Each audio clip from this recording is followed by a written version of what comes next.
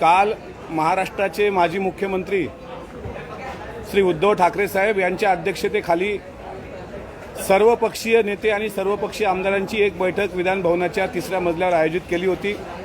त्यामध्ये माजी उपमुख्यमंत्री अजितदादा होते, बाळासाहेब थोरात होते, नाना पटोले साहेब होते, सर्वपक्षीय नेते आणि सर्वपक्षीय आमदार होते। आणि त्यामध्ये एक स्ट्रॅटेजी ठरली होती की म्हणजे दादांनी नेहमीप्रमाणे सर्व नवीन आमदारांना सांगितलं की तुम्ही कधी 11 वाजता येता, कधी 12 वाजता येता, त्यापेक्षा 10:30 वाजता सकाळी नियमाप्रमाणे पायऱ्यांवर उपस्थित राहा आणि त्या ठिकाणी सरकारला ओला दुष्काळ जाहीर करणार आहात की नाही। काल एका शेतकऱ्यांनी स्वतःला जाळून घेण्याचा प्रयत्न केला। अशा काही संवेदनशील विषयावर आपण प्रश्न विचारले पाहिजे की हे सरकार फक्त शेतकऱ्यांच्या तोंडाला पानं पुसते आहे, गाजर दाखवते आहे की खरंच यांना मदत करण्याची इच्छा आहे। या अनुषंगाने आम्ही सर्व आमदार अगदी वेळेवर 10 वाजता सभागृहामध्ये आलो आणि 10:30 वाजता पक्षश्रेष्ठींनी दिलेल्या आदेशानुसार आंदोलन करायला आलो। त्यापूर्वी सत्ताधारी पक्ष भारतीय जनता पार्टी आणि शिंदे गटाचे काही आमदार पायऱ्यांवर आंदोलन करत होते। समोर पत्रकार बांधव होते, एक रेबिन लावलेली होती। त्यानंतर हे विद्यमान सरकारमधले आमदार होते आणि एक पायरी सोडल्यानंतर आम्ही सर्व आमदार होतो।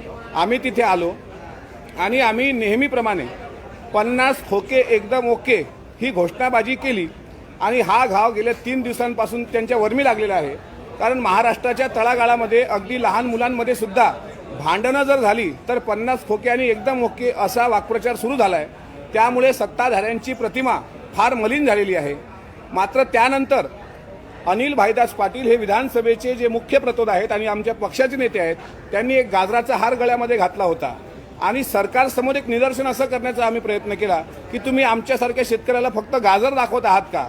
त्याच्यामुळे आम्ही सुद्धा एक एक गाजर घेऊन त्या सरकारच्या सत्ताधारी सरकारच्या आमदारांसमोर असं आंदोलन करत असताना त्यातले काही आमदार ज्यांच्यामध्ये कदाचित मसल पॉवर असेल, कदाचित मनी पॉवर असेल, ते त्या ठिकाणी आले, ते गोंधळ घालायला लागले आणि आम्हाला धक्काबुक्की देत पत्रकारांच्या अंगावर लोटायला लागले।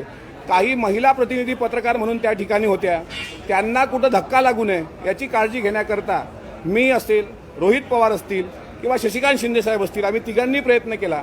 मात्र जे आमदार ज्यांना मी ओळखत नाही, अजूनपर्यंतही मी त्यांना पाहिलं नव्हतं, आज त्यांना प्रत्यक्ष पाहिलं, पण ते नंतर आमदार आहेत असं मला कळलं। शेवटी त्या लॉबीमध्ये आमदारच असावेत, पण ज्या पद्धतीनं त्यांनी अप्रत्यक्षपणे आमच्या आई बहिणीला शिवीगाळ करण्याचा प्रयत्न केला, हे महाराष्ट्राच्या संस्कृतीला अशोभणारं आहे।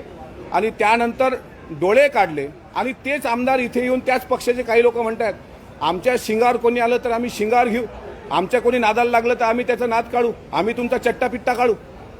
तुम्ही तुमच्या शिंगार कोण येणार आहे बाबा? जळी स्थळी काष्टी पाषाणी तुमचं सरकार आहे आणि आमच्यासारखे सर्वसामान्य शेतकऱ्याची मुलं। आज महाराष्ट्राच्या समोरचा प्रश्न इतका आहे की बाबा उद्या अधिवेशन संपणार आहे, परवाच्या दिवशी पोळा आहे, मग शेतकऱ्याला ओला दुष्काळ तुम्ही जाहीर करणार आहात की नाही? शेतकऱ्यांच्या आत्महत्या वाढल्या, बेरोजगारी वाढली। एका तरुणाने यवतमाळ जिल्ह्यामध्ये वायर तोंडात धरून आत्महत्या केलेली आहे, विद्युत वायर तोंडात धरून। काल एक विधान भवनच्या समोर शेतकऱ्यांनी धर्माबाबा पाटलांसारखाच एक प्रकार करण्याचा प्रयत्न केला होता। या मुद्द्यावर आम्ही प्रश्न विचारत होतो ना। मागच्या काळामध्ये त्यांनी याच ठिकाणी दाऊद के गद्दारो को जूते मारो सालो को अशा ज्यावेळेस नारेबाजी केली होती, त्यावेळी आम्ही त्यांना कुठं प्रतिक्रिया दिली नाही, उत्तर पण दिलं नाही, आम्ही संयम ठेवला।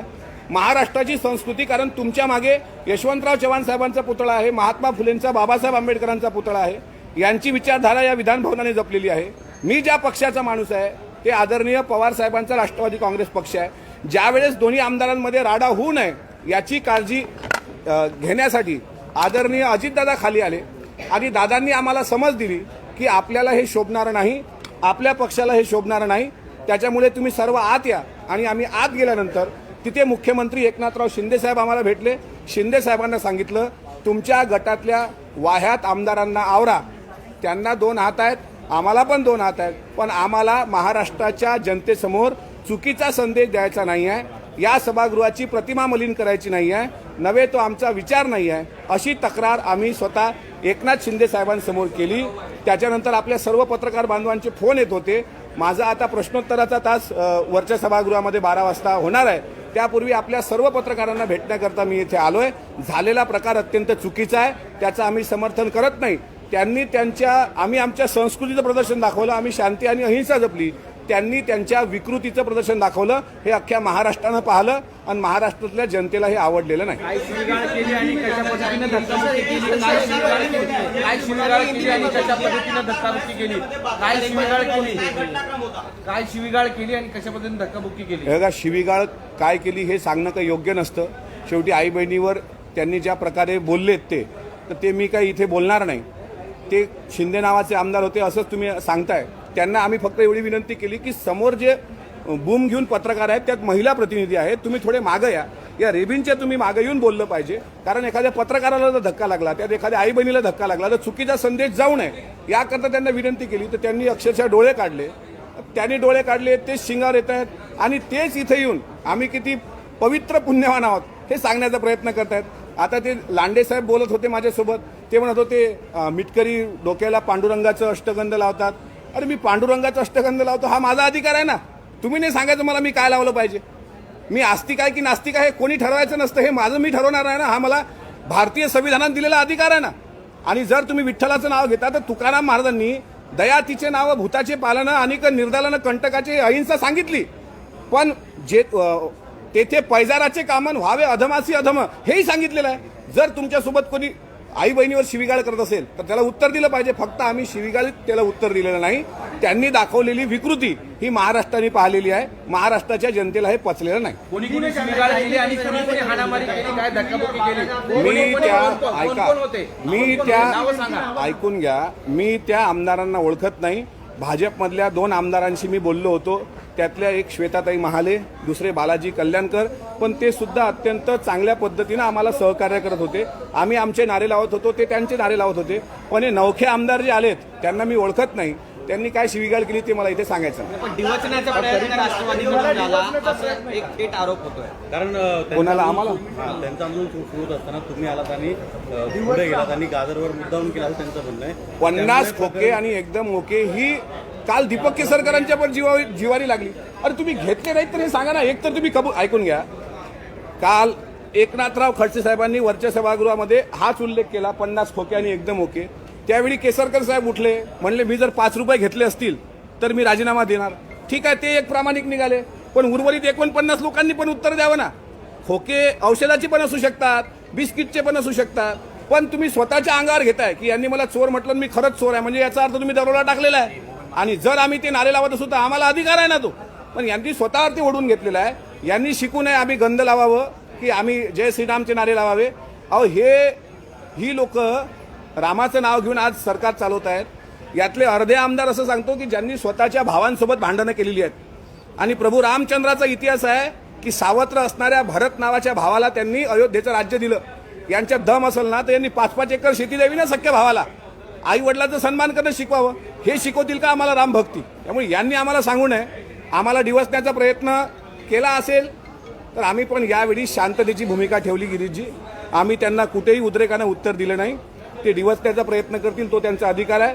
मात्र कुठं महात्मा गांधींच्या सारखी सुद्धा भूमिका घ्यावी लागते. कारण पावसाळी अधिवेशनाचे 2 दिवस शेवटचे राहिले आणि महत्वाचा मुद्दा राडा नाही, महत्वाचा मुद्दा आहे ओला दुष्काळ जाहीर करा. आणि जर यांनी उद्या संध्याकाळपर्यंत ओला दुष्काळ जाहीर करण्याची भूमिका घेतली नाही त्यानंतर मात्र शेतकऱ्यांकरता याहीपेक्षा मोठा राडा करू. 50 रुपये एकदम ओके आणि त्यानंतर त्यांनी अशा घोषणा केल्या सचिन वाजे ओके, मातोश्री ओके, लवासा ओके करायचे होते ना त्यांनी. त्या घोषणा तुमच्या जीवाला लागल्या. आमच्या कसल्या जिवारी लागणार? अहो उलटा चोर कोतवाल को डाटे. घोषणा आमच्या आमिष घोषणा दिल्या त्यांच्या जिवारी लागल्या. ते काय घोषणा देत होतं आमचं म्हणणं नाही. उलट आम्ही एक सौहार्दतेचं वातावरण तुम्हाला सांगतो. आत जितके इथं भांडतात ना सर्व वर एकत्र येऊन चहा पितात, एकत्र येऊन जेवण करतात. महाराष्ट्राच्या जनतेसमोर असा धांगडधिंगा कशाला घालताय? शेतकऱ्यांच्या प्रश्नावर एकत्र या ना. आणि जिवारी का लागते? 50 खोके घेतलेत तुम्ही. जर तुमच्या जिवारी लागते याचा अर्थ स्पष्ट आहे. त्यांनी काय नारे द्यायचे हे सांगायचं. आमदार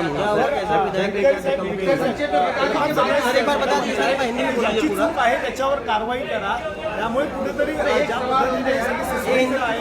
सुरक्षा रक्षक आहेत या सगळ्यांनी तपास द्यावा आणि जी चूक आहे त्याच्यावर कारवाई करा. बिलकुल. मुख्यमंत्र्यांना भेटायला गेला होता, काय नेमकं मुख्यमंत्री तुमच्या चर्चा झाली? नाही, आता सन्माननीय सदस्य प्रताप सरनाईकांनी जे सांगितलं सर्व फुटेज आपल्या पत्रकार बांधवांकडे आहे. कोण सुरुवात केली, कोण राडा केला, कोण शिवीगाळ केली, कोण संयमानं राहिलं, त्याच्यात जो दोषी असेल त्याच्यावर कारवाई करावी. मात्र हा महाराष्ट्राचा मुद्दा असू शकत नाही. चर्चा भरकटवू नका. मुख्यमंत्र्यांना मी भेटलो. मुख्यमंत्री संयमी आहेत. मुख्यमंत्री संस्कृती जपणारे आहेत महाराष्ट्राचे, असा माझा समज आहे आणि तो खराही असू शकतो, असेलही. आमची विनंती त्यांना एवढीच आहे की तुमच्या आमदारांनी ज्या पद्धतीनं अशोभनीय वर्तन केलं त्या आमदारांना मी ओळखत नाही, त्या आमदारांना तुम्ही समज द्यावी. आमचं म्हणणं हे नाही आहे की त्यांच्यावर कुठली कारवाई करावी, पण त्यांना समज द्यावी. महाराष्ट्रात नवीन मुलं जी राजकारणात येऊन पाहत आहेत त्यांच्यासमोर उभं राहिलेलं हे चित्र चांगलं आहे.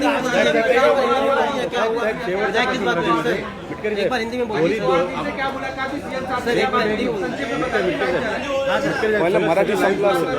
सगळं लाईव्ह सुरू होतं. आमदार कुठले असो, सत्ताधाऱ्याचे विरोधक असू दे, जनता सगळी पाहत होती. एक आमदार म्हणून जनतेमध्ये हा संदेश जो केलेला आहे त्याबद्दल आपण काय मी सांगाल? सुरुवातीलाही सांगितलं, एक आमदार म्हणून, त्याहीपेक्षा महाराष्ट्रातला एक सदस्य म्हणून आणि एक शेतकऱ्याचा मुलगा म्हणून. आमदार मी आत्ता झालो 3 वर्ष झाले, पण एक शेतकऱ्याचा मुलगा म्हणून मला पण अपेक्षा आहे की शेतकऱ्याला न्याय भेटला पाहिजे. आज जो गोंधळ सत्ताधाऱ्यांनी घालून एक शक्ती प्रदर्शन आणि मस्ती प्रदर्शन करण्याचा प्रयत्न केला ते चित्र चुकीचं आहे. महाराष्ट्राच्या राजकारणाला ते शोभणारं नहीं. आज मैं बोलता कल शाम 6 बजे पूर्व मुख्यमंत्री श्री उद्धव ठाकरे जी इनके नेतृत्व में विधान भवन के तीसरे मंजिल पे सभी विधायकों को बुलाया गया था. तीनों पक्ष के नेता वहां उपस्थित थे. वहां राष्ट्रवादी कांग्रेस पक्ष के अजीत दादा, जयंत पाटिल साहब थे. कांग्रेस से नाना पटोले जी थे, अशोक चौहान साहब थे, बाला साहब थोराट जी थे. शिवसेना के विधायक थे, शिवसेना के लोग थे, महाविकास आघाड़ी के सभी लोग थे. और वहाँ एक स्ट्रैटेजी ठहराई गई कि रोज आप कभी 10 बजे आते हो, कभी 12 बजे आते हो, लेकिन 10:30 बजे आंदोलन होने वाला है. आंदोलन करने वाले हैं हम सरकार के खिलाफ, किसानों के लिए. तो 10:30 बजे यहाँ पे समय पे उपस्थित रहिए. ये निर्देश अजीत दादा ने हम सब युवाओं को दिए थे. हम 10 बजे यहाँ आए. 10:30 बजे जो पार्टी ने आदेश दिए उसका अमल करने के लिए हम विधान भवन के बाहर खड़े हुए. इसके आधा घंटा 1 घंटा पहला यहाँ बीजेपी के और शिंदेगढ़ के कुछ विधायक थे और वो उनकी नारेबाजी लगा रहे थे. हम हमारे नारे चला रहे थे. 50 खोके एकदम ओके आणि शेतकऱ्याला दाखवलं गाजर, ताट वाटीन चलो गुवाहाटी.